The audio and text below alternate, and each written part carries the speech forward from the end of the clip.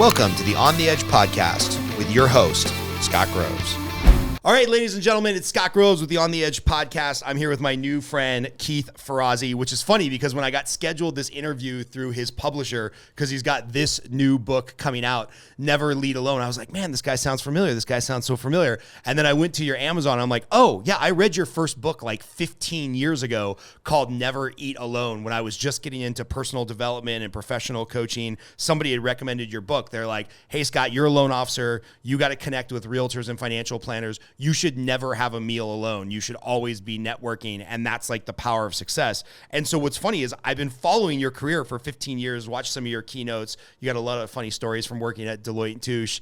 And I'm such a fan, but I didn't know your name because I just remembered the name of the book. And so when it all got figured out, I was like, dude, this is like a dream come true. So thank you so much for being here. It's my pleasure. And by the way, that happens to me all the time. People are like, Keith Ferrazzi, Never Eat Alone. Oh yeah, Keith Ferrazzi. Yeah, so thank you. Oh, it's so funny. And by the way, your energy is extraordinarily contagious. It's okay. Awesome. Well, thank you. So tell us the background, because I know like poor immigrant background, right? Like picked on in grade school and then to where you are today. Just give us the Reader's Digest version of Life of Keith. Yeah, sure. So it starts, as you said, in southwestern Pennsylvania, Pittsburgh. Old man was an unemployed steel worker, crashed to the steel industry. But that's important because here I was, an immigrant kid.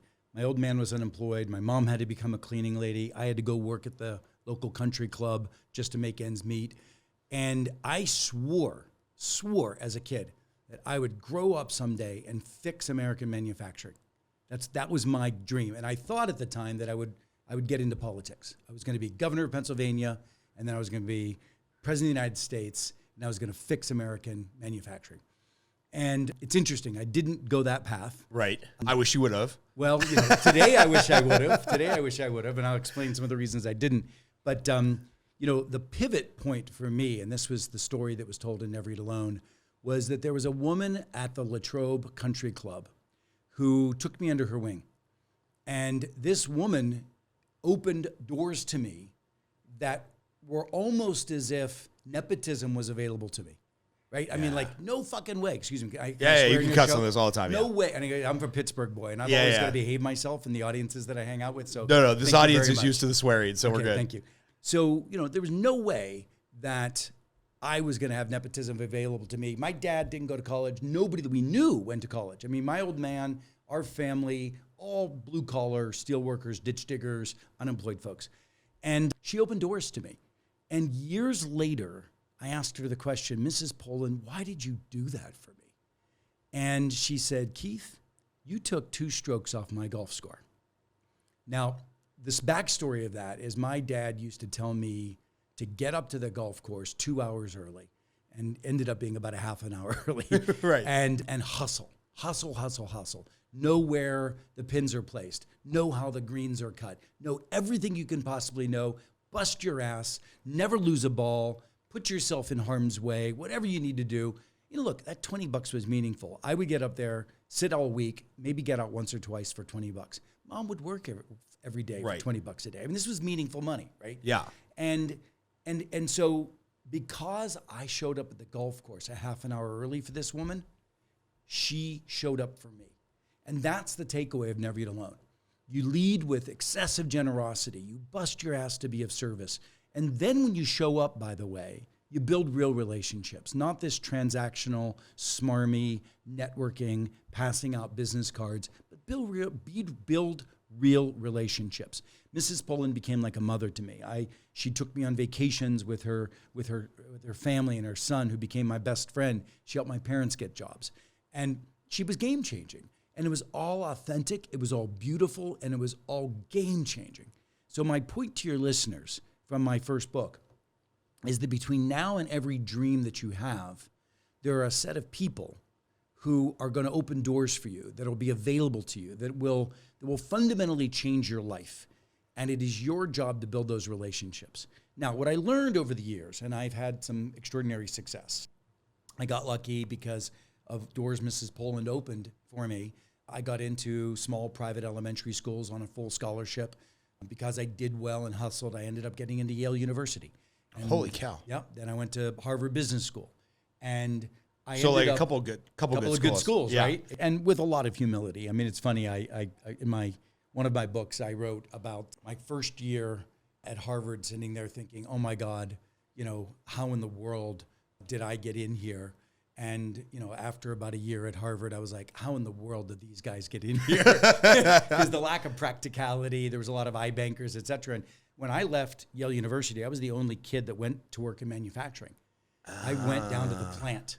I wanted to learn what it was like to be in manufacturing. Because remember, my commitment was to reinvent manufacturing. But at the same time, I was running for politics. I ran for city council in New Haven. This is at like 23? No, probably 19. 19. Oh, holy shit. I ran for city council. It was in the New York Times. There was this guy that was a big deal at the time in the Republican Party named William F. Buckley. Yeah. He called me and said, "I want you to come down."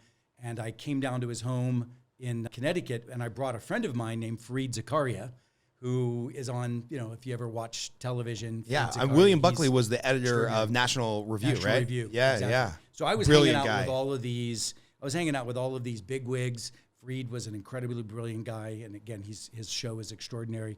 And I was on my way. I was going to be. I had funding in Pennsylvania to win a congressional seat.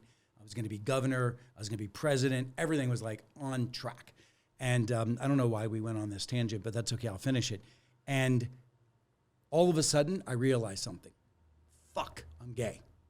And I'm like, shit, this is not going to be the path for And Republican what presidency. year is this, by the way? So I was just out of Yale. I was probably in 1988. Yeah. So Yeah, other than the log cabin Republicans, which were Yeah. kind of underground, Yeah, there was not a lot of. There was no Will and Grace. Yeah. There was no Barney Frank. Yeah. Liberace was straight. So, Yeah. it's like this stuff wasn't going to fly. And so I was like, okay, well, I can either lie for the rest of my life and hide it, or I can pivot, which I think we all need to learn. And agility in my new book there's a chapter on agility. Agility is how we have to live our life. Agility is the operating system of everything we do. We're living in a world of radical transformation, and we need to be radically adaptable. So in this case, I pivoted. I pivoted hard, and I went to business school. And I realized I wasn't going to lose my mission, though. I was still going to be responsible for reinventing American manufacturing. Was there any concern at that time? Because, by the way, my family also from Pittsburgh, from Highland Park area. Oh, nice. My middle name is Lambert because my dad is the biggest Pittsburgh Steeler fan ever. So Jack Lambert, Those were the days. shout out. Yeah, Those it's were the days. in the 70s. But my uncle Augie, who lives here, same thing. In the 80s, he and his partner were like, Pittsburgh's not really the place to be if you're gay. So they moved to Vegas. And was there any concern even going into the business world? Well, what the hell else was I going to do? I mean, Yeah. I wasn't, at least in the business world, I could be private. Right. And I didn't, if you're in politics, they're going to dig up everything. Right. And it's actually funny. I was working for, this is now way off track. But Well, it's fine. This is what we love. I was working for Deloitte at the time, which is one of the strongest diversity, equity, inclusion companies in the world today. It's an extraordinary firm. But back in those days, it was like every other company, and it wasn't. Yeah. And I was working for the CEO of the firm, of Deloitte, because I was the chief marketing officer. That's its own story, how I got there before the age of 30, which is why I actually ended up writing the book, because of how I leveraged success through relationships to achieve extraordinary outcomes in my career. And I was sitting at dinner one night with Pat, and Pat says, so what's your dream? And I said, well, I want to be partner of the firm, and I'd love to be chief marketing officer of the firm. And he said, that's amazing. I think we can get you on that path. And in the same dinner, but totally unbeknownst to him, he didn't put them together, I said, what would you do if we found out that there was a person going to become partner and he was gay? He's like, that's easy. We'd figure out a reason not to make him a partner. Oh, my God. 90s. But so that was those days, right? Right. And, interestingly enough, spin ahead, and I became partner. I was the youngest partner ever elected at the time. You have to, because I've heard this story before. You have to tell the story of how you became the youngest partner at Deloitte & Touche. Which, for people that don't know, this is big boy consulting. This is like IBM wants to acquire a $1 billion company, and they go to you guys for the consulting, that kind of stuff, right? Like this is the big leagues of Wall Street. Well, back in the day in the 90s, we were the lowest of what was called the Big 8 consultancies. So this is like Bain. So you got Bain, BCG, McKinsey, Accenture, Ernst Young, all of those. We were at the lowest of the pack. Right? Okay. And the CEO, Pat, was on stage in front of 2,000 interns. I was nothing. I was just an intern, summer intern from business school sitting in the room.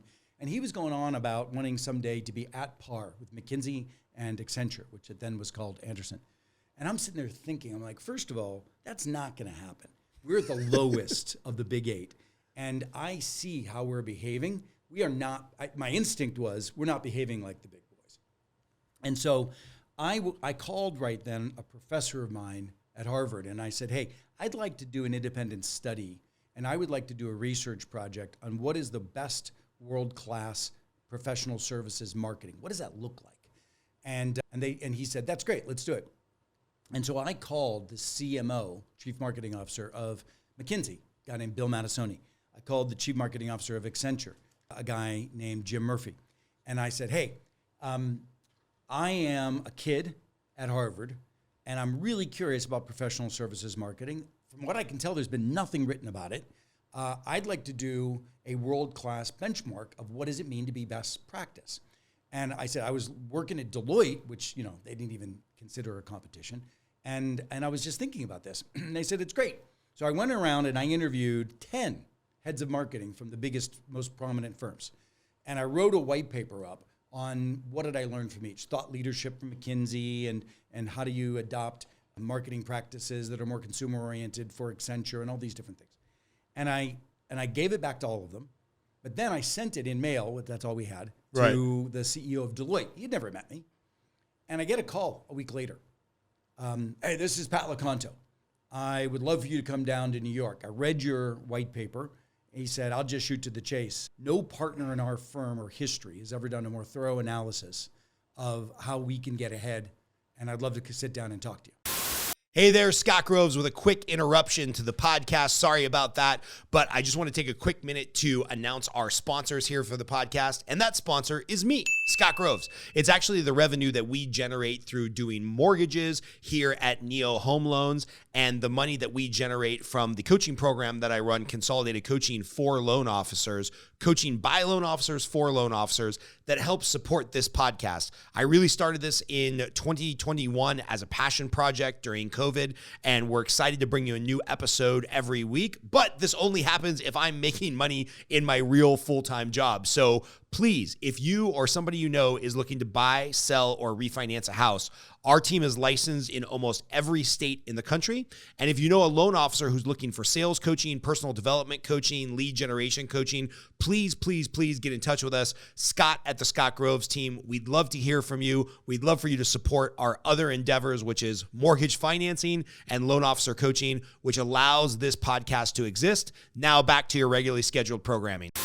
So you did something that these VPs who are presumably making millions in the 90s, which is big boy money, none of them thought to even do like a survey of what the competition was doing? You know, I'm sure they all had opinions, but the way I put it together methodically, the way I presented it to them, the fact that I was in my early 20s, what I did, and going back to the original story, I showed up at the golf course a half an hour early for this guy, right? That's the lesson. You show up at the golf course a half an hour early for everybody that matters to you. And here I was, a kid, and he brings me down and we have a conversation, and I decide to join the firm. And he, after about a year, I'm not chief marketing officer, of course, I'm just in the firm. And after about a year, he said, we're going to hire a chief marketing officer. But you have to be the only intern or new guy who the CEO knows, right? Absolutely. Like you're the only year one who the CEO has any clue is. Absolutely. And, well, one of the things that I said, and I should say this to your audience, when I onboarded, I said, Pat, I'll join the firm under one condition. Actually, I asked him for more money too, but he said no. I said, I'll join the firm under one condition. For the rest of my time here, I want you to give me a dinner one-on-one every year. Because I knew, you know, look, with all good intention, he would have disappeared out of my life. For sure. If it wasn't for me having ongoing connection points. So, you know, I knew that this person was important to me. And it was funny because here I was, I got sent into the firm and I was down in the bowels of Sears doing analysis and shit that I was terrible at. It's actually a very funny story. I'm down in the bowels of Sears doing analysis for some project, which is what young consultants do, right? And the partner responsible for the job only showed up once a week. And the person was responsible for was 2 layers underneath that partner. And the partner who had never who was responsible for all of the work, had never met the CEO of Sears. I didn't know all this, but I'm down in the bows. And the guy who was the CEO of Sears at the time had been a speaker at Harvard, and I had gone up to him and introduced myself to him. And he was at the time the CEO of Saks Fifth Avenue.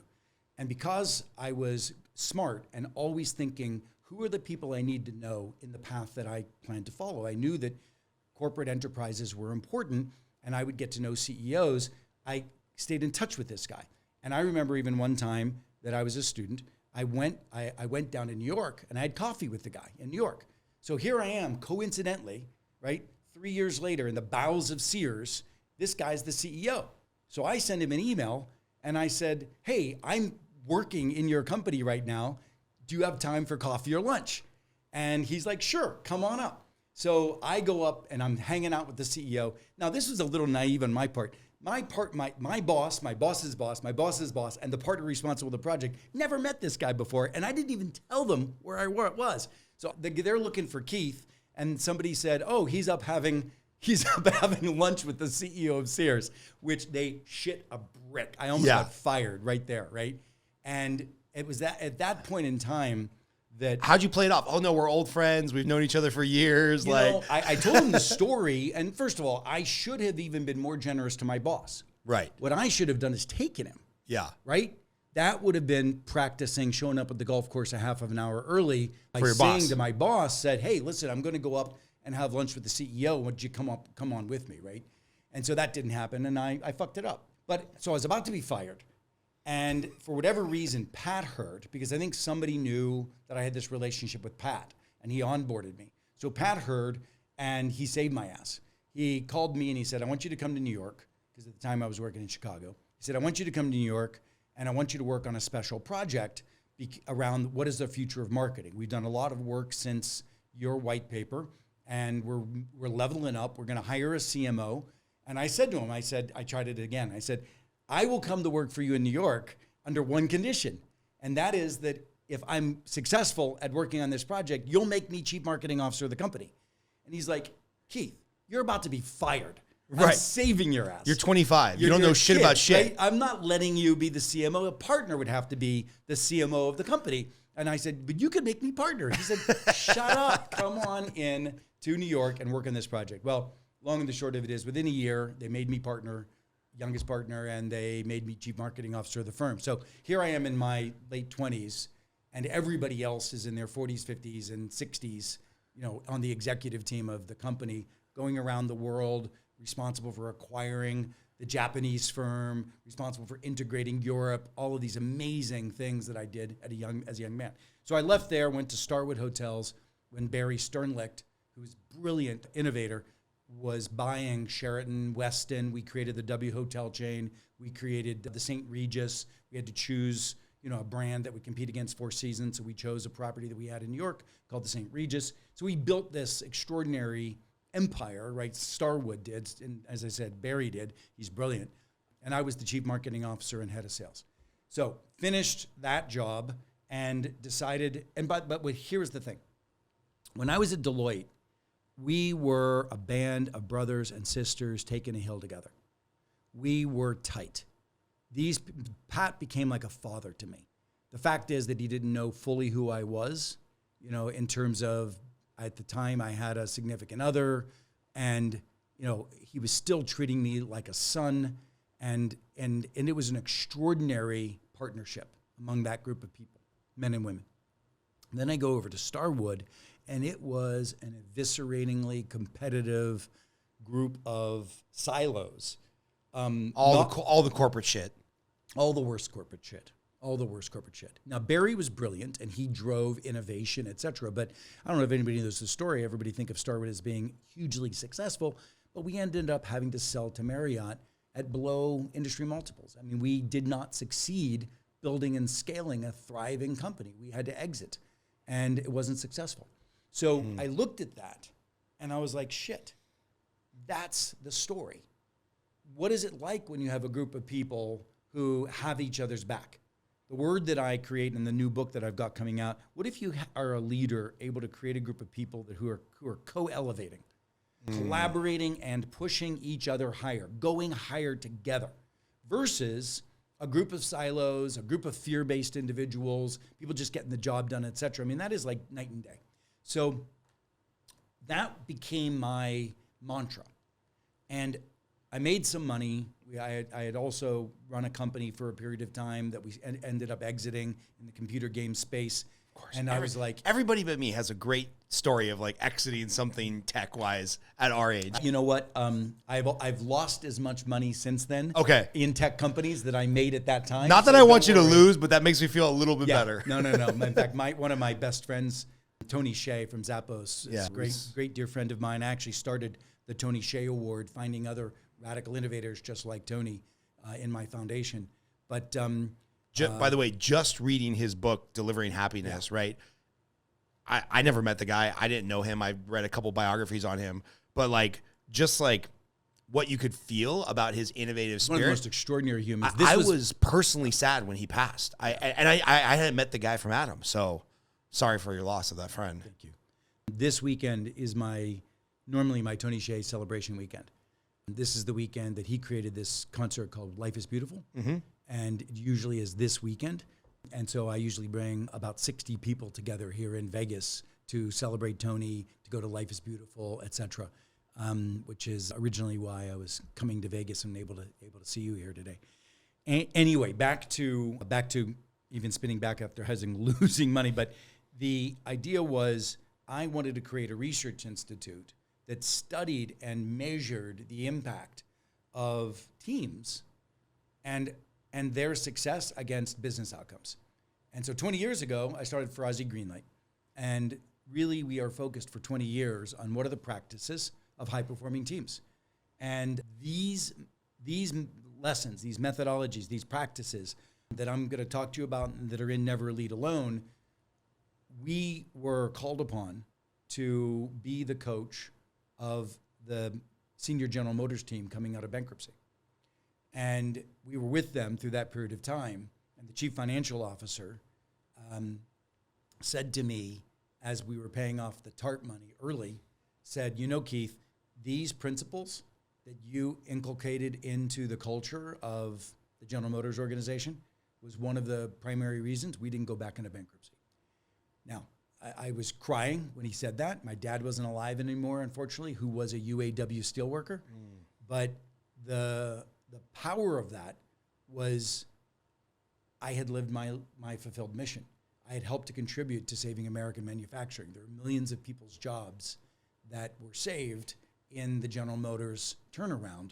And that's what I love. I love bringing this intellectual property to individuals, entrepreneurs, organizations. I mean, today there's at least, 4 of the Fortune 50 that I'm personally coaching during their transformation.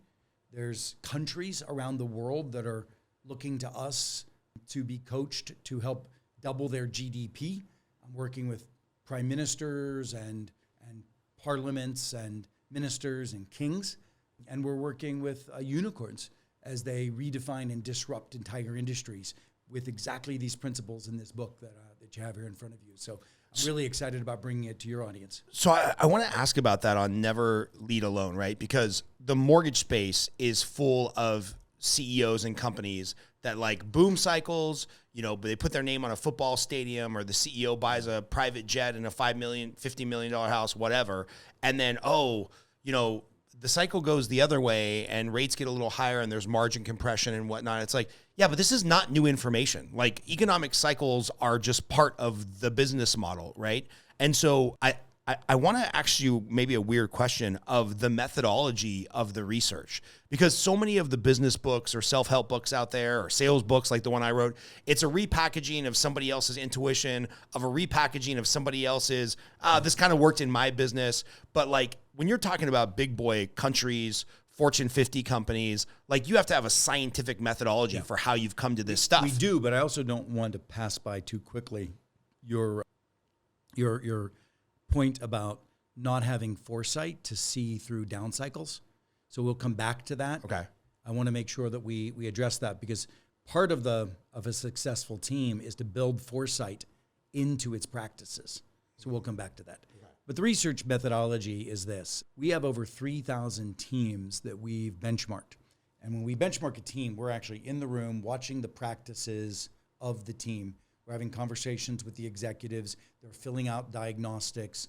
And what we're looking for is correlation between stuff they say they do that seem to be different if in a higher performing team than those stuff they do in lower performing teams. So once we observe practices that are present in high performing teams, not present in low performing teams, then we are looking for practices. A practice is shit they specifically do, something that's observable, repeatable, something that I can teach anybody to do. That becomes what we call a high return practice. When we take that practice out and we put it into a statistically significant number of other teams, and it moves the needle on those teams. 37 practices in this book of leading a team are delineated, and every one of them are metricable, that they move the needle of success on the shift that needs to happen. So is this something as simple as like, hey, this high performance team has a 15-minute huddle every morning and that sets the tone for the day? As simple as that. And that actually, simple as that. That huddle that you're talking about is a subcomponent of the Agile chapter. So there's a chapter about shifting from meandering around in your normal business to leading what we call Agile teams. An Agile team breaks all of its work down into monthly sprints. At the end of each monthly sprint, every critical thread of work gets put out in front of everybody and stress tested. They beat the hell out of that particular thread of work, challenge it, offer innovations, and then they determine what the next sprint is. That sense of agile sprints with pivots at the interim of every one is what allows you to have foresight. You know, it's like at some point, if you were a large organization, somebody who would be beating up where we are right now would have said, don't you think we need to be preparing for a down cycle that is going to occur? Your CFO would have said that, or somebody would have said that. And the whole point is you can't be a part of a team where everybody just drinks the Kool-Aid. Right. You've got to have the naysayers. You've got to have the voices of dissent. You've got to have outsiders looking in, challenging what you're doing. And what's fun is that, and this is another shift, the new technologies of collaboration today with Microsoft Teams, with Google Worksheets and Workspace, the work that's out there, you know, the WebEx stuff and Zoom, all of that stuff that's available now allows you to be very abundant in collecting people's points of view. We used to run all collaboration in small, tight groups of individuals in a room in meetings. Collaboration now happens asynchronously in documents and in systems, whether it's project management systems or collaboration software. And you can get a lot of people involved in getting insight, and you can be just smarter than any three people in a room could be. Does that make sense to you? Yeah. So, but how does the leader create that culture of like hearing from the contrarian? Just through the practices. So there's a practice in the book in chapter 6 called 21st Century Collaboration that talks about stress testing. Stress testing is when, you know, some teams, when you're done with a project, you'll have a thing called a report out. Everyone would report out where they're going. Most people aren't paying attention. But you turn a report out into a stress test. Everybody in your team stands in front of each other and says, here's what I've done that I think is successful. Here's where I'm struggling. And here's where I'm going for the next month. And then the team beats it up. And they beat it up in a document in small conversations where it's thoughtful and it's detailed. And then they give that back to the person, not because they're trying to take the guy's legs out from underneath him, but because they're making him successful. We will not let each other fail. And that is a shift in mindset from, I'm not throwing you under the bus, I'm making sure you succeed. And the leader sets this stress testing practice up. And the book talks about how do you set it up? How do you bring it up to the team? How do you do it? And when you're done doing it, you've actually allowed yourself to what I call team out. You've allowed yourself to get radically inclusive input to a point of view or a decision that you were trying to make. Now, let me speak to some of the independent practitioners out there that may be listening to this and say, I don't have a team. You're not thinking big enough. You have a team if you want to have a team. And I don't mean you have to hire people. When the pandemic hit, there's a guy named Peter Diamandis, who's a good friend of mine. He wrote the book Abundance. He wrote a bunch of books with Tony Robbins. Like all the finance ones. No, finance. I mean, Life Force. Yeah. The stuff about longevity, etc.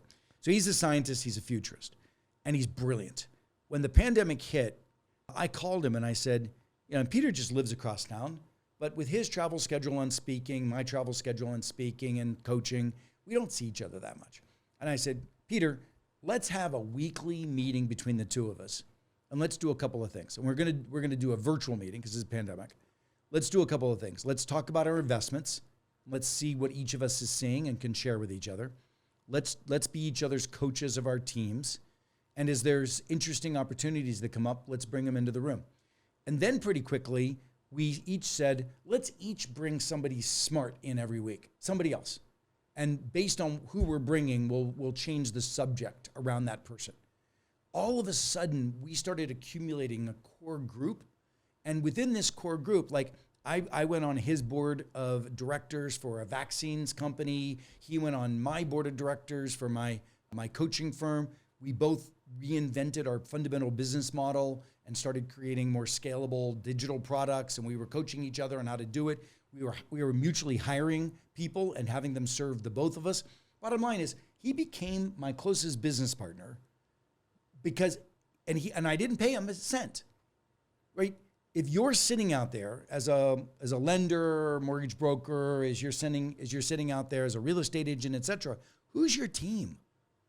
Your team is whoever you enlist, whoever you agree to co-create with, whoever you agree to go hire with.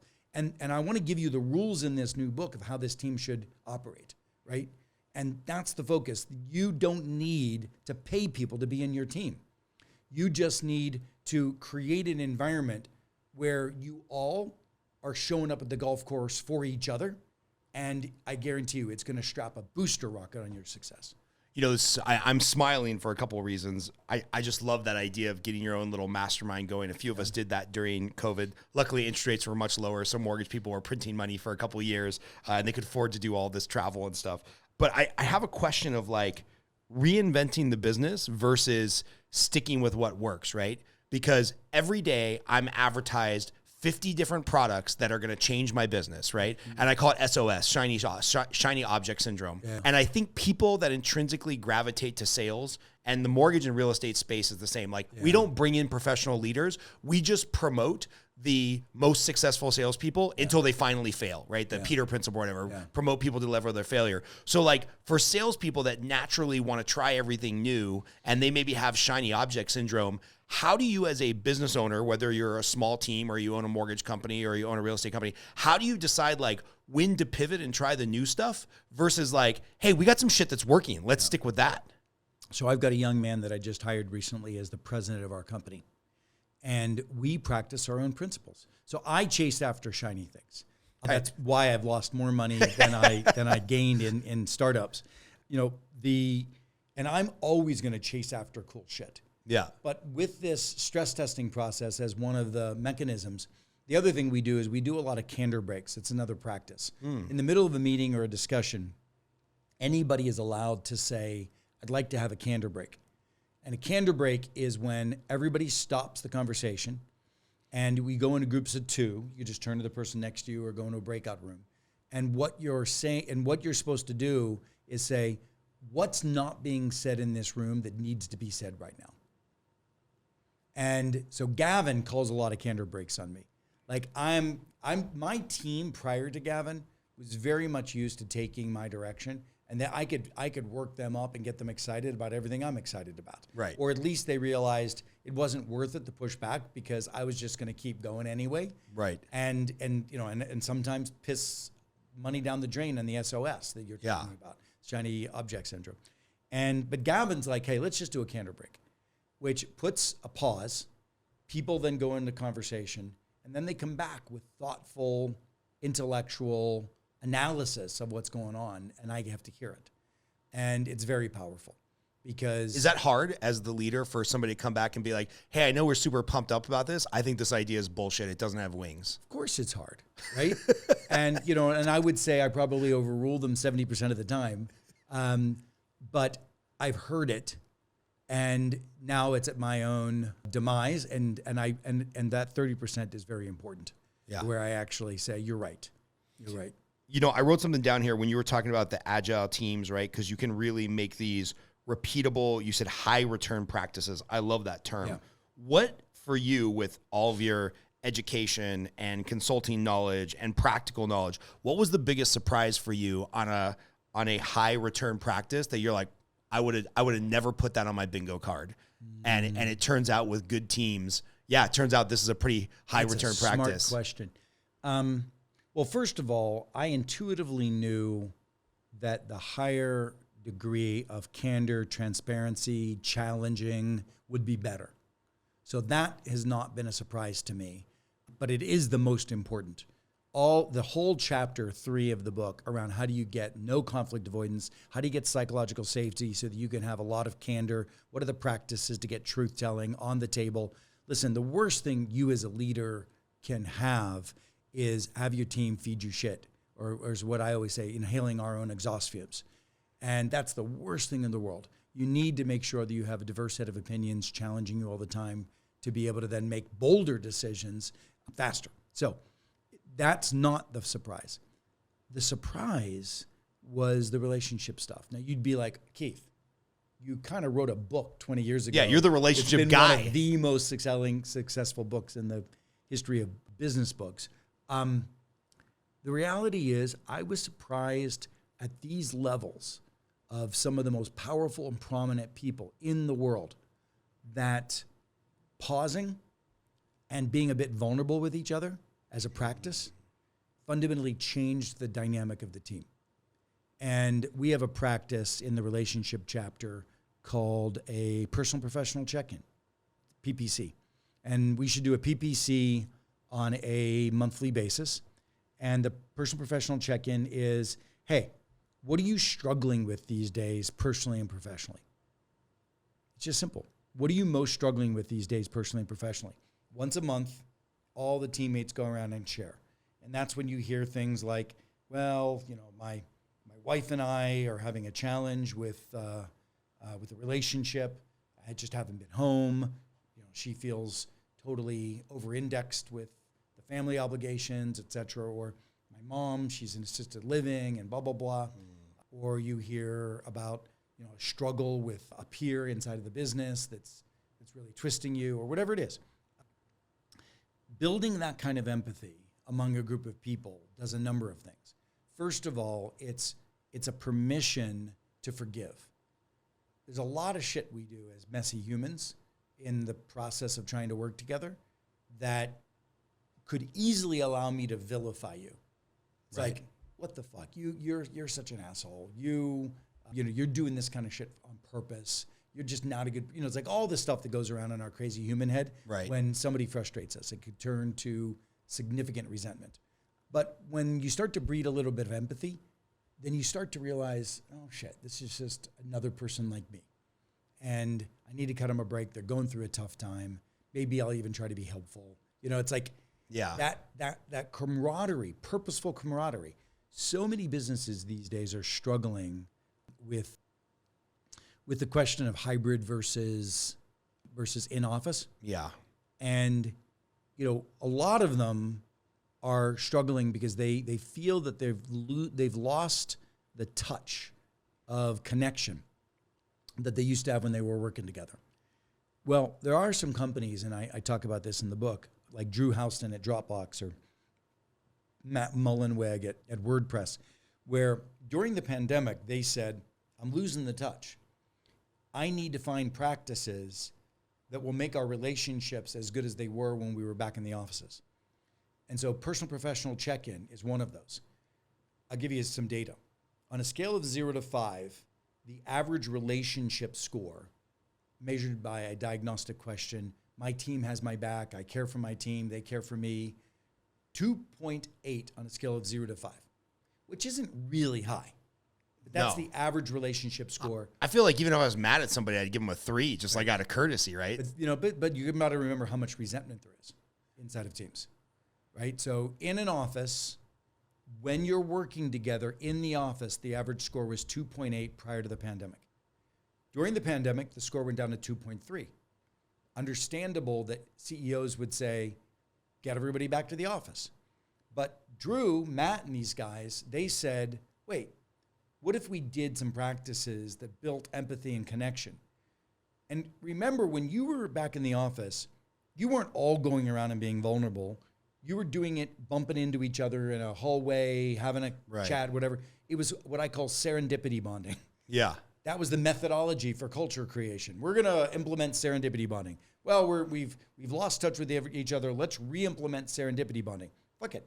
What if you have purposeful bonding? What if you all go around and share as a whole team? The scores went up from a 2.8 to a 3.8 if you do the purposeful bonding exercises. Now, if the team uses what I call recontracting, the first chapter talks about how your team needs to recontract. All of us right now have a contract with our team that mostly is broken. The only 15% of teams in our research are high-performing teams. 15%. So I promise you, we can pick apart any good team and realize where there's breakdowns in those teams. Only 15% of teams are truly high-performing, to a standard that we have now benchmarked of what a truly high-performing team is. So the recognition that so few teams are high-performing, we can get teams on a track of being, on all 10 dimensions, and there's 10 shifts that a team have to make. I've talked about purposeful bonding and get them up into the 3.8s. I've talked about what we call meeting shifting, which is moving from collaboration in meetings, which is messy, to collaboration asynchronously and using tools, which is much more robust, inclusive, bold, psychologically safe, etc. I've talked about the shift from conflict avoidance to candor. There's all of these shifts that we have to go through. And I would say the biggest shift, surprise to me, was universally that the bonding component was such a hands-down winner. Such a hands-down winner. Because it ended up being the foundation. With that bonding, you could then recontract, and that's what I was saying. In the first chapter, we said all teams have to recontract to be high-performing. So there, in the book, there's a diagnostic test. And by recontract, you mean just reset the rules of the game on how the team operates. Thank you for that clarification. Okay. Exactly. So, we do a diagnostic and we show that our candor score is 2.4 on a scale of 0 to 5, which is average, 2.4 on a scale of 0 to 5.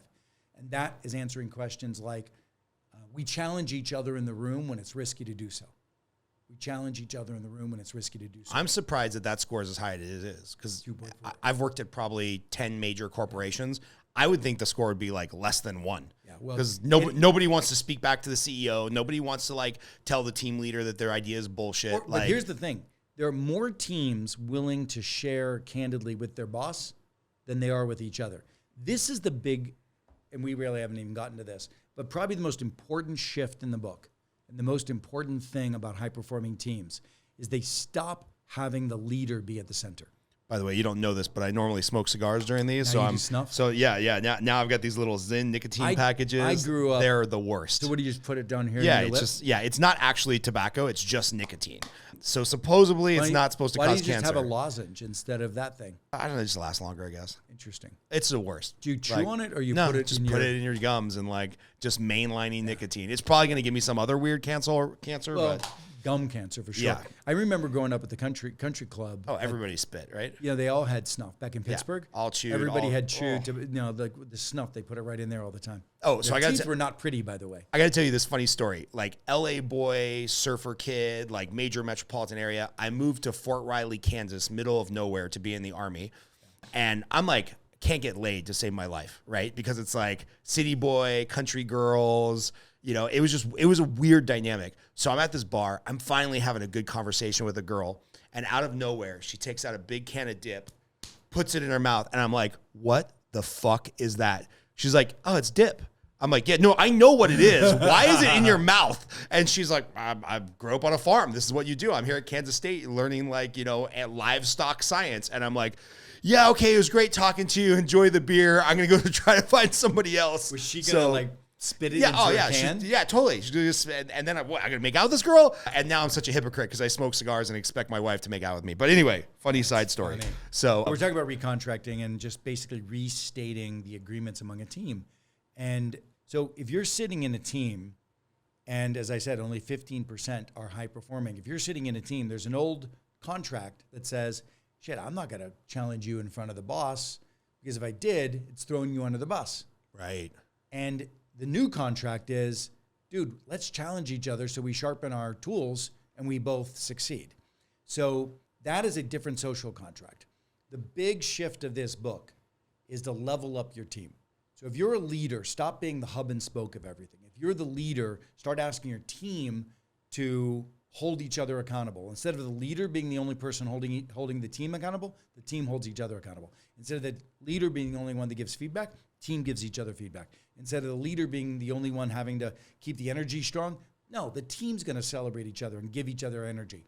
So what we have done universally across the world is we've gotten teams to step up, to own their role in leadership. That's what this book does. It's not just for the leader, it's for the team. It's for the team and the leader to have a new social contract for how they step up. What we found is that entrepreneurs who have adopted these principles, they've been able to free up 30% of their time and start new businesses and have more time with their family, et cetera. So the resilience that is built into this book and this model is extraordinary. I had two questions along this line. One is like, do you have any data on how much corporate value this unleashes when the teams are, working more proactively and they're becoming high performers? That's number one. And then if you go into a large Fortune 50 company, there's 1,000 teams in 200 different departments. Is this top down, bottom up? Is it a recast of the whole company at once? Or do you start with the C-level and then start to work your way down? Like, how does this work practically when you're working with these big boy companies? Well, so I'll go backward. The way we implement this traditionally, because I've never wanted to build a very big company. I wanted to build an elite, small strike force. And as a result, we generally do implement top down, but it's extraordinarily expensive, our work. And we go in and we work with executive teams, and then that cascades down. So the executive team works in these new practices, and then each executive starts to adopt those practices for their teams. They start adopting the teams the whole way down. It's interesting. We've had a very lucrative, successful run of 20 years. Despite the money that I take after having made it and give it to startups that fail. I never wrote this book before. I've written 5 books. Yeah. And I never wrote the book about the primary work that we did because I had a scarcity mindset. I believed that this was our IP and I was uniquely preserving it for the most powerful leaders in the world that would pay us millions of dollars to implement this intellectual property. And so I didn't give it away. I didn't want to give it away. Because I was afraid that every coach out there in the world who's an independent executive coach, we don't coach executives, we coach teams. And we go in and we work with the team to implement new practices to transform the team. And I was like, I'm about to start if I wrote this book, any individual coach out there could adopt this book and become a teamship coach. Yeah, it takes a lot of $8 copies to make that, $2 million retainer for company ABC. Right? Exactly. And so I'm like, shit, I'm not doing that. And my team kept reinforcing that. And, I turned 58 and I should have been gay. You look great for 58. Well, it's LA actually. It's LA. Okay. It's LA. You have to stay out. young. You get kicked out if you look over 40, right? Exactly. So I'm sitting here thinking, you know what? I'm going to write this book. And for the last 5 years, I have codified everything we know into the simplest format so that any team member can pick up this book and start coaching their own team. You don't even have to be the team leader. You can be a team member. And if you want the team that you're on to change, of the 37 practices, there's so many practices that a team member can institute and that helps to shift the team. Of course, if you're a team leader, you can do it. If you're the CEO, you could do it for the whole company. So it doesn't matter. I mean, with the book, and the other thing that I've done recently is I've shot a video series around the book. And I put a video series that people would read the chapter as a team, they'd watch the video, and then they'd start to implement that chapter within the team. And then you go on to the next chapter, watch the video, et cetera. And I'm giving that away for anybody who wants to pre-order the book, and particularly order it for their whole team. So this is where I've gone. And I realized it's embarrassing. Like there's a lot of, I'm a hypocrite in so many different ways, and this is aren't one we of them. all? You know, it's like, you know, here I am. One of my best friends wrote the book Abundance. Yeah. And I'm living in scarcity mindset. Yeah. And I was like, no, this is my legacy. You know, I think my first book was extraordinarily successful, and I could almost drop the mic and say I'm blessed. I go to Vietnam and I'm working out at a gym, and not long ago, and a little woman, a little lady, I was going to say a girl, but that would have been appropriate. She's in her 20s. But a young lady came up to me and said, "Are you Keith Ferrazzi?" And I said, "Yeah." And this is like a hole in the wall. I love hole in the wall gyms. And I found a hole in the wall gym in Vietnam, and she pulled from behind her back a Vietnamese copy of Never Eat Alone. She said, and it was like ragged, and she goes, "A Mormon gave me this when they were through my town, and this was what gave me the courage to go from my small village to come here to town, and I'm the manager of this gym." And I was like, in tears, right? Yeah. How do you not just break down crying at that moment? It's one of the, I'm getting goosebumps. It's one of the greatest gifts in my life that I had the luck of that whole book, right? And by the way, I've seen in some of your interviews a book you almost didn't write. this one. No. Never Eat Alone. Yeah, I almost didn't write it. I fought it. I fought it like tooth and nails. I was like, I'm not writing a book about networking. I'm an executive. I'm a CEO. What am I writing a book about networking for? Anyway, yeah, that's a whole different story. And then somebody said, "I will give you X amount of dollars," and you said, "Okay, I'll write the book." Yeah, I'll write it for $250,000. Yeah. That's back in the day when, you know, that was a lot of money. So the point that I would make is today, I think this book that's about to release is truly my legacy. Yeah. This is an important book to shift. We have way over-indexed on leadership. Really? Under-indexed on teamship. Explain that. So when we focus on leadership, we help leaders be good at giving feedback. We help leaders be good at lifting people's energy, celebrating. We've totally missed the fact that there are a group of humans working underneath that leader that don't know their role in being each other's leaders, in meeting the leader, in the leadership, in stepping up, in being, it's like, we don't teach a leader how to make the team give each other feedback. We don't teach a leader how to make the team celebrate each other. In fact, just the opposite. Too often leaders allow teams to talk behind each other's back to the leader. You know, it's like somebody has a problem with their peer, they come to the leader to resolve this instead of being able to deal with it with each other. Imagine if we could unleash teamship. It is literally one of the most under-curated areas of business performance and success. If we can unleash teamship in this next couple of decades, we're going to radically transform business. And by the way, we have to. The point of business today is that shit has changed so much in the world, so much volatility, so much change and transformation. We're still holding on to the same way of working that we did in Tayloristic, you know, like however many 1950s, yeah, 1940s, exactly. yeah. Before. I mean, you know, Taylorism and the Industrial Revolution was much before that. But now we're certainly running meetings the same way that we did in the 50s and 60s. So we need to fundamentally reinvent collaboration for adaptability. We need to realize that we're in a volatile world that's changing. I'll give you another one. I mean, this is my next step I'm working on right now. What happens when an AI is your teammate? That's now.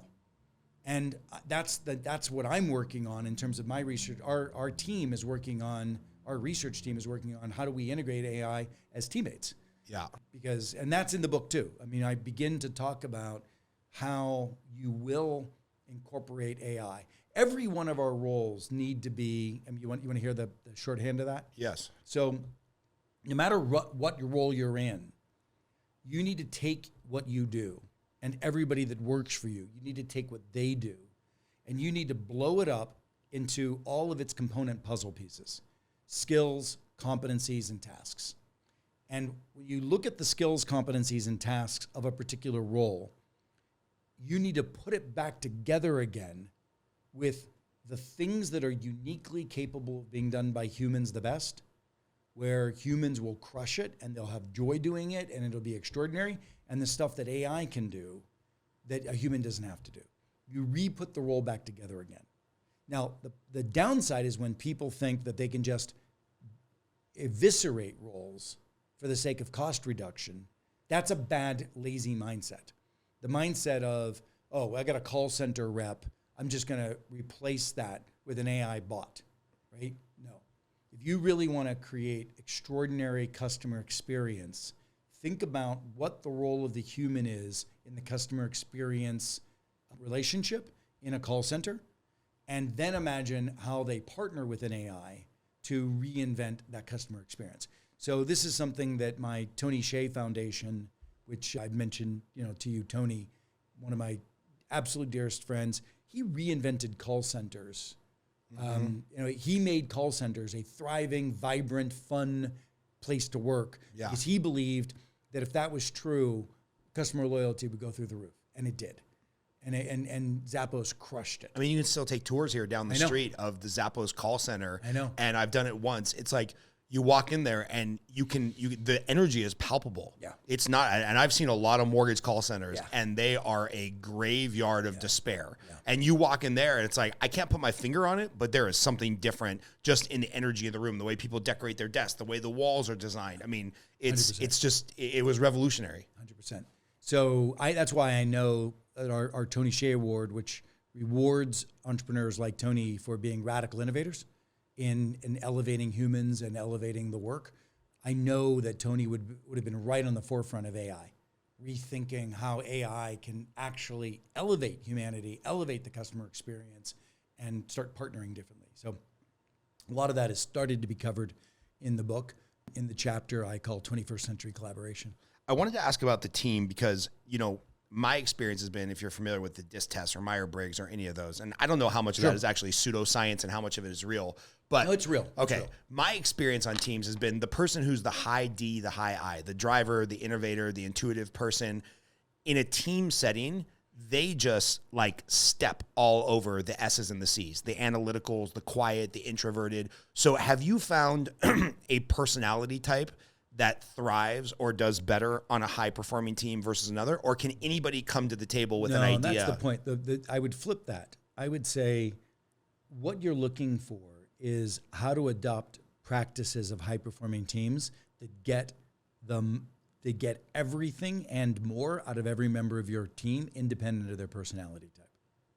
How's that possible? So, I feel like we're so dominated by our personality type. We're dominated by our personality type. The key is not to be dominated by the extrovert, not to be dominated by the dominant. So if you're sitting on a team, you've got a dominant in the room, most likely it's the leader. Yeah, or the salesperson or whatever. Then those people are the average meeting of 12 people, 4 people think they're heard. Right? That's a not horrible, uncommon. that is a horrible stat. But not uncommon. Think about it. It makes total sense, and it's sad. When you move to collaborative software, when you move to what's called asynchronous collaboration, which is before the meeting comes out, everybody gives their point of view in a document, then they show up and you argue to resolve a point in the meeting. Don't start meetings with new ideas. You collaborate, and then you have a meeting to resolve, because that takes one meeting in order to land the plane. The cycle time is short. You start a conversation in a meeting, it takes multiple meetings to resolve. Right? So you start it collaboratively. It's exhaustive, the collaboration. Introverts get a chance to have their full voice. If you do meeting shifting, which is what we call this, 10 out of 12 people believe they're fully heard. So I want not the personality types to dominate a room, because you're going to miss the insights, the wisdom of the quiet. And how valuable are those voices? Like, do you have a quantifiable, this team goes from outputting 7 widgets to 17 widgets when you start to hear from all the voices? So in sales organizations, we do, because it's tough to measure this stuff, right? Yeah. So the reason I said earlier, the CFO of this automotive company said, your work is one of the reasons we didn't go back into bankruptcy. Look, CFOs don't bullshit. Right. They're the most cynical SOBs that you possibly have on your team. If the CFO said that, it was meaningful. But could I take credit? Of course not. There's so many people and things, et cetera. It's a tipping point, and I think it's a necessary tipping point, because you take these large organizations that had all the consultants in the world, and they drove themselves off a cliff anyway, right? It's the teamship, like at Starwood, that doesn't exist. You're not going to have that kind of high performance. Now I want to come back to, there's a lot of extraordinary cultures I've measured, like Amazon, extraordinary culture, and high degrees of candor, high degrees of truth-telling, high degrees of agility, high degrees of a lot of the shifts that I talk about, and look at how they crushed it. But there's still ways that they can improve too, as I'm navigating my conversations with that organization. But where were we? We were right in the middle of a question you asked me. Oh no, I want to know about the personality type and then the measurements of so what I was saying production. is, I can't take credit for shareholder value turnaround, right? I can say that we've been with organizations that had been in malaise for decades, and this work has ultimately put them into a positive inflection point. But in sales organizations, it's a little easier. So we had a financial services company that I talked about in the last book, but that's also brought into this one. And we took financial advisors, and this is why it might be relevant to your audience. We took financial advisors, we organized them into small peer-to-peer groups of 4. And they started adopting these principles of teamship in small groups of 4. So when I said to your audience, if you're an individual practitioner and you think you don't have a team, it's just because you haven't engaged one yet, right? Right. So now let's go get these small groups of 4, and you meet on a weekly basis, and you use stress testing of where you are. You use some of the other tools, the bonding tools that help you solidify your commitment to each other, and then the collaboration tools that help you lean on each other and push each other, and some of the foresight tools help you look around corners differently. Those groups that stayed in their teams increased net new accounts by 50%. 50%. 50%, yep. And that's something, and the company That's was a massive amount of shareholder value. Well, Andy Sieg from Merrill Lynch was the one that credentialized this in the last book, and that was amazing. This is a guy who, before he took over, at the time it was Merrill Lynch, he's now over at Citi, but they were flat for 5 years.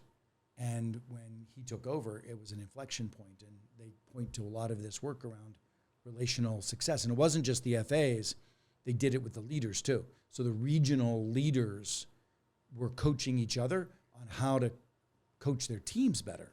Yeah. And get more out of their teams. So this idea of teamship is transformative, even if you don't have a bona fide team. These FAs didn't have anybody reporting to them, but we used the teamship principles. Man, I could ask questions about this all day long, but I want to learn a little bit more about you. At this point in your career, having worked with prime ministers and companies and had a few failures on the startup side, what still lights you up, right? Like you talk about this book being your legacy, and I can feel it when you talked about shifting to an abundance mindset of like, yeah, I should put it out there. More people should be teaching this, even if you're not making the revenue off of that. I presume that's kind of your thought process. What lights you up right now in like the second, third, or fourth stage of your career? So, look, I mean, all I want to do for the rest of my life is be relevant. You know, I just want to be relevant, not just on the legacy of a book that was 20 years ago, which was Never Alone was 20 years ago. So this is the 20th year anniversary of Never Alone. I want my next 20 years to be this legacy, you know, and then continuing the research. And look, I want to live to 100. I think I'll live to 120. My mom is 91, and she's crushing it. She just made me buy her a new car. Nice. I wouldn't drive if I were you in Pittsburgh, but she's doing great. I think I'm definitely big into the longevity space, and you're doing all the biohacking stuff, 900 pills a day or something like that. Not quite that many. Yeah, I do. I have actually found that because I do quarterly blood draws, and I have found that the dispreponderance of these pills, they don't move the needle for me. And so I stick with the ones that I know of. You know, I reduced my soft plaque by 30%, which is heart disease runs in my family. Some of the genetic biomarkers. I think that's like stems from Pittsburgh. Right? Same here, yeah. Right? I think you can't get away from it. Yeah, well, at least for being Italian. So for me, I want to be relevant. I want to be hobbling out at 80, you know, on a stage, sitting down and having a conversation with somebody like yourself, still being relevant. So that's all I care about. And so this is why this book, putting everything out there for free and giving away what I used to charge a lot for. And also, I still pinch myself. Last night, I had a coaching session with the prime minister and the ministers of a foreign country all over the other side of the world. And I'm sitting there thinking, this is fucking cool. You know, it's like, who'd have thought it? I mean, the kid, you know, showing up at the golf course as a caddy a half of an hour early to be welcome and invited into those kind of environments. Amazing. So do you have a few more minutes to dive into that topic? Yeah, sure. Okay? What time is it? It is 1:10. Yeah, Okay. of course. So I don't care what side of the political spectrum anybody is on, but like, to me, the country is broken, right? So when you start talking about consulting with countries, right? When you start talking about GDP and big things that are going to move the company at a country level, are you of the mindset like business will fix the problem and be the best source of good going forward? Do you think there's a place for this book to hopefully be adopted by the UN and Congress and whatnot? Like, so how can you save government? That's what I'm really asking. So I wrote an article. When Biden first took office, and it was in Fast Company, and it was how to apply these principles to the cabinet. So let's think about this for a second. So the first thing, the cabinets aren't a team. Cabinets don't stress test each other's work. Right. So it's all hub and spoke to the president or the chief of staff. And the first thing we could do is we could get these brilliant minds to be a team. So last night when I was sitting with the ministers, I had each one getting stress tested by their fellow ministers. So the poor agriculture guy, I mean, it's tough in this country. I mean, he's got some really inherent challenges against him as Secretary of Agriculture. The Secretary of Healthcare had some really shitty stuff that he was dealing with. The head of education, similarly. And I had each of them standing in front of their peers getting stress tested, and it was amazing the insights that all of these ministers had for each other. And, you know, I had set it up with the psychological safety to say, listen, you know, you Secretary of Health, you don't have to take anybody's advice. But I want you to hear with double barrel feedback what everybody thinks, and then you decide what you want to do with it, right? Right. So the one thing I can say is that in the olden days, when we were young, feedback always came with the assumption we had to do it. When we got it from our parents, they said, comb your hair. It wasn't a piece of advice. Right. Comb your hair. Yeah. You got it from your teachers, when your coaches, they're all just correcting us, and we had to do it. And our bosses, same thing. But when you open up the world of teamship, you're not each other's bosses. You're each other's coaches. And so you're giving feedback, and they don't have to take it. So the ability to shift from this mindset into a more psychological mindset of we're here, we've got each other's back, we're going to push each other higher, we're committed to a shared mission. So in this country that I'm coaching, we're committed to a shared mission of doubling GDP. But we're also committed to helping each other get there.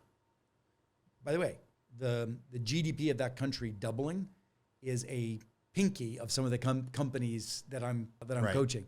And literally a week earlier, I was working with a new president of a company this is a company in the hundreds of billions of dollars of market cap, whose president is absolutely committed to doubling the market cap in a couple of years. And so we had the top execs in a room fucking wrestling how we're going to double the market cap in 2 years. And a company like that, of course, that's not about doubling the revenue in 2 years. It's about doubling mix and getting a different earnings multiple. Right. That's new products. That's new different new products everything. that'll have a higher multiple than a different type of product, et cetera. But the benefit of that dialogue was that group of people were in each other's shorts. There were multiple divisions. They were up in each other's shorts because they have been working together for years, and they see each other's shit. They see each other's warts. They know it, but they've never had social contract where they were each other's coaches. Now, and they were so some of them don't even know how to build a software business. Some of them don't know how to build a yada yada business, but their peers do. Right. And now we're just like, and the point is we're going to cross the finish line together. Not one of us is going to be left behind. That's a high-performing team. Not one of us is going to be left behind. So if someone's falling behind, we stop. Stanley McChrystal taught me this. I was walking with him when he had just left the military, and as you know, that was a very challenging time for him in his life. Yeah. Never talked to the Rolling Stones reporter. Right. Not about your president. Right. But he was like, listen, we don't leave our soldiers behind. If the helicopter doesn't take off until everyone's on that, right? And that's the way teams should be. That's the way teams should be. We need to make sure that when we pause and we go back, we're like, okay, let's pivot. Remember I said we have to pivot? And the pivot is, I was thinking that I had all these resources to plow through in my business. No, I need to give 25% of those resources to Jane because we need to get Jane across the line, because if Jane doesn't get across the line, we're all fucked. Yep. So we are a cohesive group with a North Star vision of massive transformation. That's how transformation occurs. Transformation occurs through a group of people committed to the mission and committed to each other, but following the teamship principles. So yes, I do believe, and so the first piece is getting the cabinet to be a team, which doesn't happen today. Second piece is getting the cabinet, each cabinet member, to reimagine team, which includes what might have been considered hostile individuals today. You know, we all hearken back to the day, and you'll remember, how old are you? 45. Okay. I mean, you will remember, but not as vividly as I do. You know, the Reagan era. The Ronald Reagan era, where he and Tip O'Neill, who were battling, you know, in policy, but having drinks at night. Right. Right. I don't know that we'll get to that again. I think, you know, if you really dial it back, I think that there was a period of time when we started creating the personal evisceration as an underpinning of politics, which is a mistake. But that doesn't mean that I can't take a foe and bring them on to a team with a shared vision. So, look, I'm playing because there was a similar situation that was happening in this country that I was coaching around. But anyway, so that's a bit of a digression. But if I'm a secretary and I'm of one party, and I know that bipartisan support is going to be necessary to get there, I may have to do some janky stuff to get that bipartisan support. It might need to be covert. I might need to say one thing in public, but in private we were going to agree on something else. But I have to know that I need to be generous and I need to onboard individuals onto this team that is no longer my team. The big problem that we have in government is everybody's trying to make them the winner as individuals. Right. And the reality is we can't win as individuals. And I always say in large organizations, the first person you invite onto your team, you're inviting them into their team. When I invited Peter to have that weekly meeting, I was inviting Peter into our team. And then the first person we invited in, they're being invited into their team. And when you're in government right now, we're just pounding our chest in public, pointing fingers at each other. There's no invitation. Right. You know, there's accusation. So teaching the cabinet how to really think differently about onboarding critical relationships for transformational success, I think it's doable. I would need a president that believed in this enough that they would want to get this kind of coaching. Maybe next time. You know, it's interesting. I read an article, and I'm surprised this theory hasn't gotten more traction. It talked about this shift in like the late 80s, early 90s, where it used to be you become a senator, you become a congressman, you move your whole family to Washington, D.C., and now, because of the demands of fundraising, it's like they fly to D.C. Sunday night to Wednesday, then they fly back home, their family stays home. And so what the article was arguing is that maybe there's no relationship. There's no shared community of like our kids go to the same school together, we eat at the same restaurants, and that maybe our whole political dilemma right now is that there's no shared community in DC of the politicians, because like your wives aren't bumping into each other. You're not having cocktails with the other party. I totally buy into that. It's easy to hate people when you don't know their story and you've never met their kids. Going back, when you asked me what was the one big surprise that I had, full circle. It was the lack, I mean, the power of empathy. The power of empathy. And look, I'm not sure Marjorie Taylor Greene is a particularly desirous of empathy person. No.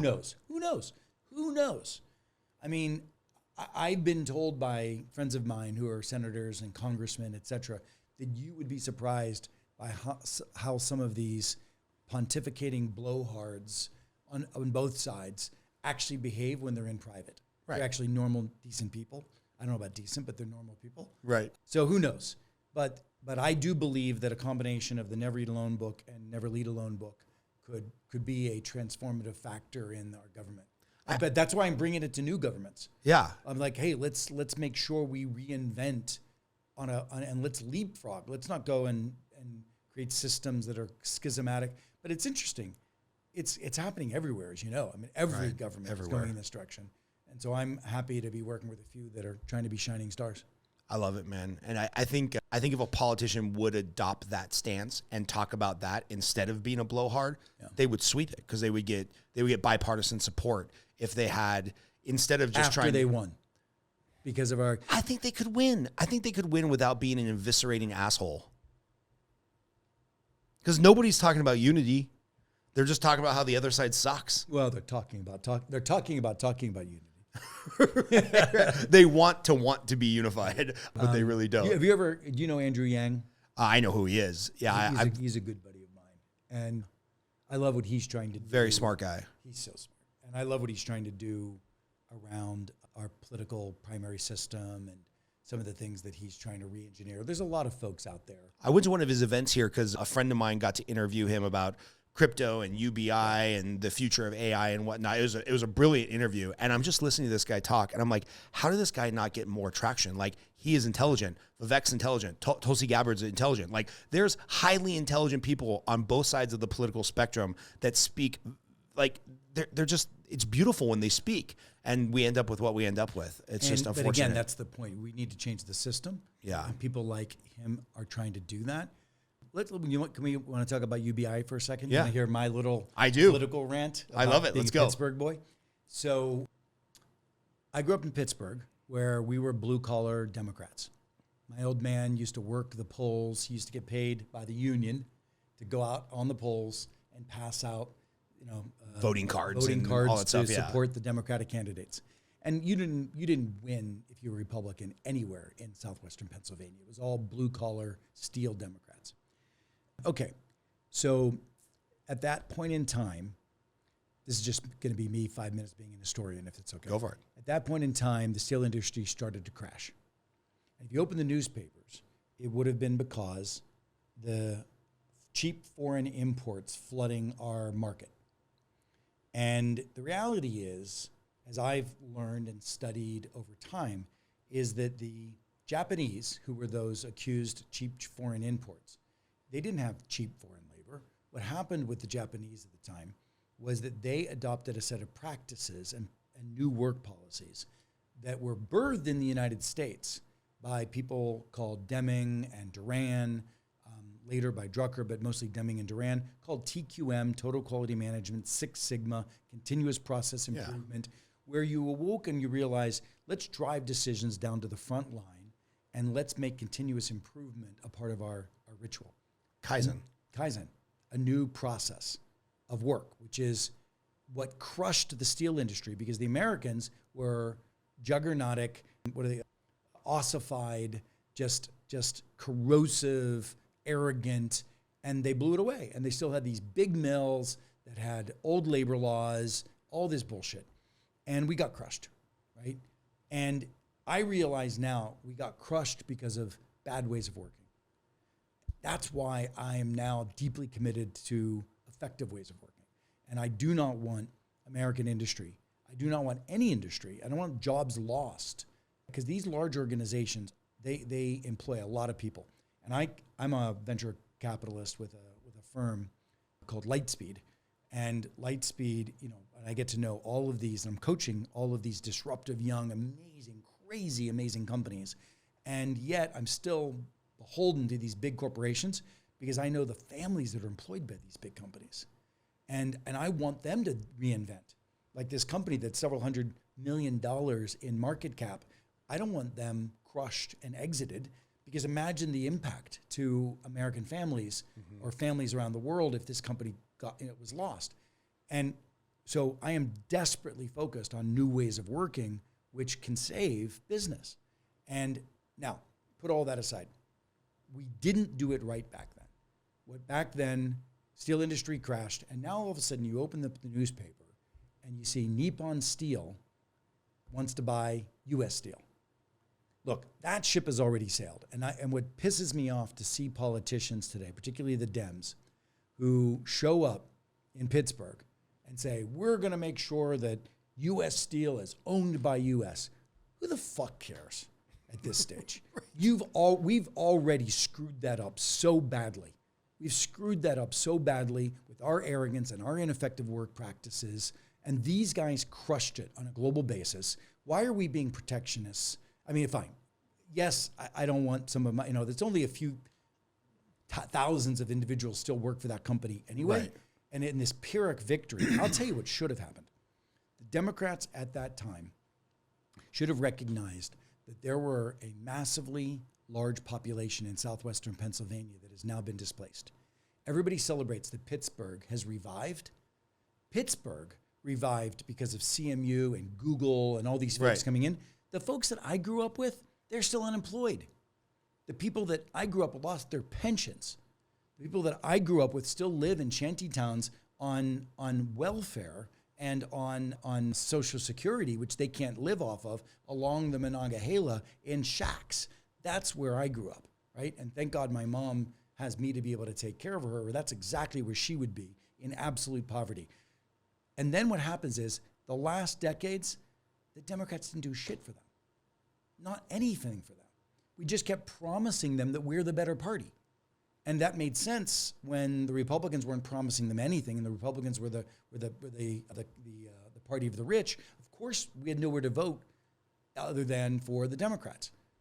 Well, what's happened now is you've got an evangelical guy in Trump who's coming and making a lot of bombastic promises, and they loved watching him on, The Apprentice. Right. They think he's just going to screw with people, which they want to have happen because they just want to. They're upset, understandably. They've been screwed. No one's taking care of them, understandably. Now, I have no belief at all that Trump's going to help them, at all. Right. I don't believe his policies are going to help them. I don't think he gives a shit. But he is just an icon for disruption for them. And that's why we've turned around the political party in Pennsylvania. Now, what should have happened? We should have realized that those people needed to be taken care of. We needed a universal basic income for the people like my father who had lost their jobs at the time. And we should have been proactive in realizing that people who are displaced, we're not going to retrain my dad to be a computer scientist. Right. Right? But he might have been able to do, and now I'm going to sound like FDR, which people are going to start accusing me of being a socialist, but we might have been able to put them on job works. There's other examples of that today, like foster care. So I have foster children. I have 6 kids. Not all foster care. 2 of them were foster care, the rest the other forms of adoption. And my foster boys, I believe that gays are put on the planet to take care of the ones the straights don't. So, By the way, my favorite take on this is Dennis Miller when they were arguing about gay marriage, gay adoption, whatever. And he's like, hey, if you're not fostering 4 kids, shut the fuck up. You don't get to have an opinion. And Dennis Miller is the best. I love that guy. Hardcore libertarian as well. Yeah. Anyway, I digress. But what's interesting, you take these kids who've been abused as children, taken out of their families. They don't know how to trust. They don't know how to effectively work in community. So I've taken this book and these principles, and I've built them into systems to teach kids in foster care how to interrelate again. And I brought that back to other, we did that out in California, and I brought it to Hickenlooper, who was the governor of Colorado at the time and now senator. He's an amazing guy. He ran for president. I was supporting him at the time. But Hickenlooper has helped us bring it to Colorado. But it's around these interdependent principles of co-elevation and that we need to teach these kids. But what's interesting about the kids in foster care is they're entitled, because these kids have nothing, but they don't have to give anything to get anything.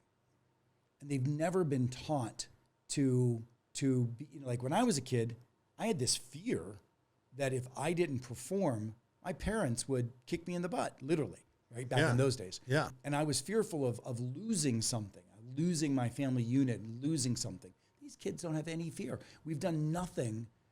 We've created an entitled state for these kids, and we haven't taught them how to interrelate. We haven't given them work ethic. We haven't given them anything. So I think that, look, a combination of universal basic income, but also giving people the capacity for the pride of work. We need this.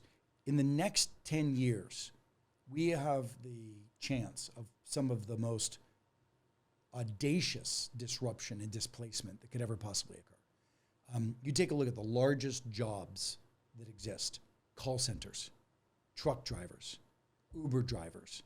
We're not going to need them in 10 years.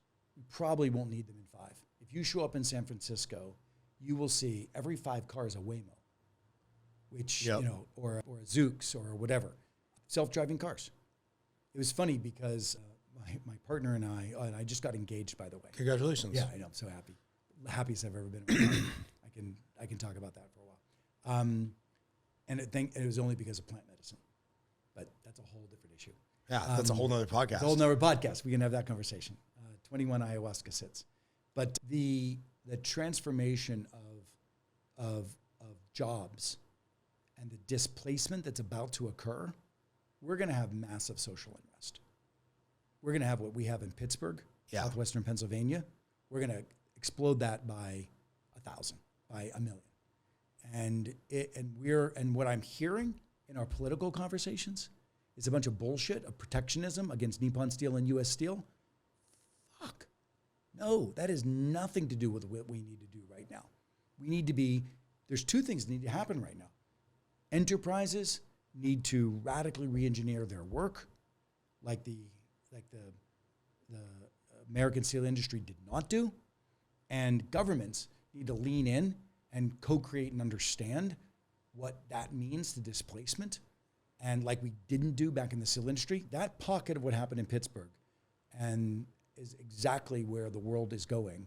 And we are not doing what we need to do to manage that disruption and that displacement. That's why guys like Andrew Yang to me are important. Is there any example of an industry that's getting out ahead of this? Like, can you point to a company or an industry that's like, the buggy whip makers, they have figured out where they need to transition. They've got a corporate plan. It won't be favorable to the employee in this regard, but Uber certainly is. Yeah. I mean, they're doing deals, and they realize that they're not going to have Uber drivers at some point in the future. So that's one. But they're not necessarily taking it upon themselves to manage the displacement of the worker. Right. Yeah, that's what I'm thinking. That's government's job. Got it. I mean, one could argue that it's the billionaires' jobs, maybe, but it's most of the billionaires that I know, and I know a lot of them. I was at a dinner party the other night. This is me pinching myself. I literally was at a dinner party the other night, and there were more than 15 billionaires at a dinner party of less than 20-some. Yeah, we don't want that bus to crash. That's right? like a third of the there's some people out there that do. Yeah. Like 1/100th of the national GDP disappeared today in a bus accident. I was literally. My fiance is a brilliant analyst, and he was doing some quick back of the envelope figures and how many hundreds of millions of dollars were represented at that dinner table. How billions of dollars were represented. Hundreds of billions of dollars of net worth was represented at that table.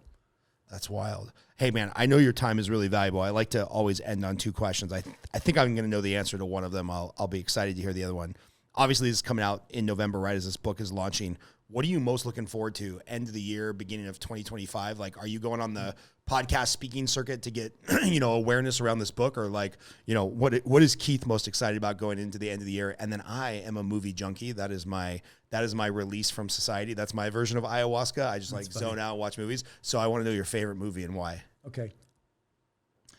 Of all the stuff I'm going over to Bhutan and to do some work in a bit. There's a lot of cool stuff, but the most exciting thing I have is I've got 4 of my 6 boys coming for Christmas this year, so I'm really excited about that in LA.